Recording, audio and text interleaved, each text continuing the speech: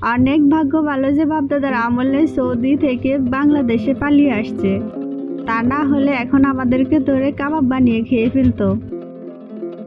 আরবের কফিলেরা তেল বের করে গায়ে মাখতো। ঠিক ঠিক ঠিক। হ্যালো, আমি সান্ডা বলছি। কে বলছেন? সময় টিভি থেকে?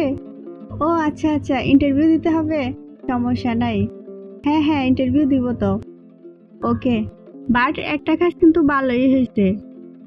কি কি কি? আরে আমরা তো এখন ভাইরাল।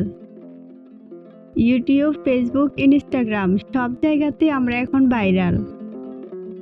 হ্যালো, চ্যানেল আই থেকে? আপনাদেরকেও ইন্টারভিউ দিতে হবে? হ্যাঁ হ্যাঁ, সমস্যা নাই, ইন্টারভিউ দিব তো। হ্যালো,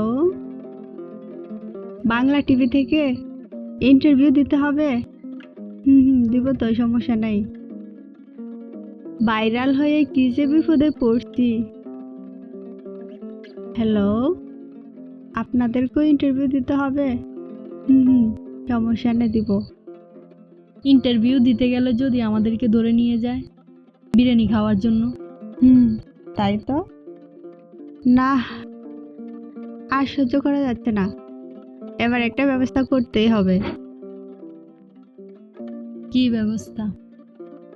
বাংলাদেশ থেকেও পালিয়ে যেতে হবে। কি রে, এটা কি? এটা সান্ডা।